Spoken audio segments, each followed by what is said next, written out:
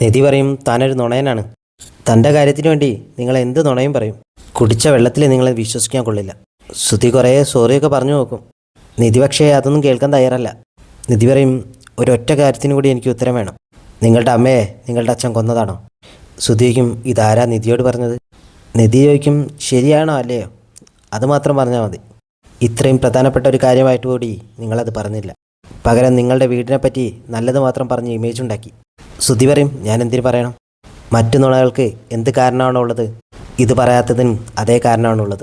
അച്ഛൻ ജയിലിൽ പോയിട്ടുണ്ട്. അത് അമ്മയെ കൊന്നിട്ടാണോ കൊല്ലാതെയാണോ എന്ന് എനിക്കറിയില്ല. നികേഷ് നിധിയെയും ശ്രുതിയെ അന്വേഷിച്ച് നടക്കുകയാണ്. ഹരീഷിൻ്റെ പണിക്കാരനെ കാണുമ്പോൾ നികേഷ് ചോദിക്കും, സുധീഷ് ഏട്ടനെ കണ്ടിരുന്നു?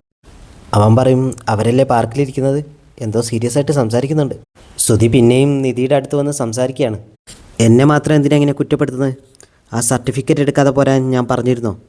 ജീപ്പിൽ വെച്ച് ആ ഓസ്ട്രേലിയൻ കങ്കാരുവിനെ വിളിക്കില്ലേ ഞാൻ എത്ര തവണ പറഞ്ഞതാ. അതുകൊണ്ടല്ലേ ഈ പ്രശ്നങ്ങളൊക്കെ ഉണ്ടായത്.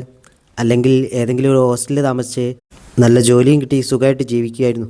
ശ്രുതി ന്യായീകരിക്കുന്ന രീതിയിൽ ഒരുപാട് സംസാരിക്കുകയാണ്. ഇതൊക്കെ കേട്ടിട്ട് നിധി പറയും, തനിക്ക് നന്നായിട്ട് സംസാരിക്കാൻ അറിയാം, അതുകൊണ്ടാണ് താൻ പിടിച്ചു നിൽക്കുന്നത്. ഇല്ലെങ്കിൽ തന്നെ ആരെങ്കിലും തല്ലിക്കൊന്നേനെ. നിധി ശ്രുതിയെ കുറ്റപ്പെടുത്തി ഓരോന്ന് പറഞ്ഞുകൊണ്ടിരിക്കുക. ആ സമയത്ത് നികേഷ് അങ്ങോട്ട് വരികയാണ്. നികേഷ് ശ്രുതിയോട് വയ്ക്കും, ഏടത്തിയെ കണ്ട കാര്യം സുഭാഷേട്ടനെ വിളിച്ചൊന്ന് പറയായിരുന്നില്ലേ?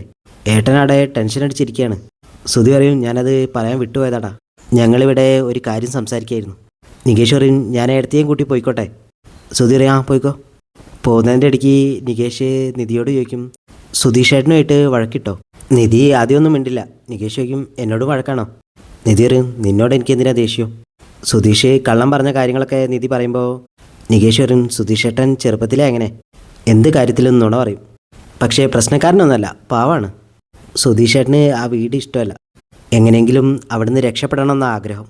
പക്ഷേ ഞങ്ങൾ മൂന്നാളും അവിടെ അഡ്ജസ്റ്റ് ചെയ്ത് ജീവിക്കാൻ തയ്യാറാണ്. സുധീഷേട്ടന് ഏടത്തിയെ ഭയങ്കര ഇഷ്ടമാണ്. ചിലപ്പോൾ ഇമ്പ്രസ് ചെയ്യാൻ വേണ്ടി തട്ടിവിടുന്നതായിരിക്കും ഈ കള്ളങ്ങളൊക്കെ. ഏടത്തി അറിഞ്ഞ സ്ഥിതിക്ക് ഇനി ഇങ്ങനെ കള്ളങ്ങളൊന്നും പറയലുണ്ടാവില്ല. നിധി വരുന്നത് കാണാഞ്ഞിട്ട് ടെൻഷനായിട്ട് നിൽക്കുകയാണ് സുഭാഷ്. ഹരീഷ് സുഭാഷിനെ ഇങ്ങനെ സമാധാനിപ്പിക്കുന്നുണ്ട്. ആ സമയത്ത് അങ്ങോട്ട് വരികയാണ് ശ്രുതി. ശ്രുതിയോട് സുഭാഷ് ചോദിക്കുമ്പോൾ ശ്രുതി മറുപടി ഒന്നും പറയാതെ അകത്തേക്ക് പോകും. ഹരീഷ് പറയും, മറുപടി പറയടോ. പിന്നെ അവർ തമ്മിൽ അടിയാവും. സുഭാഷ് അവരെ പിടിച്ച് മാറ്റിയിട്ട് ശ്രുതിയോട് സംസാരിക്കുകയാണ്. ശ്രുതി സുഭാഷിനെയും കുറ്റപ്പെടുത്തി ഒരുപാട് സംസാരിക്കും.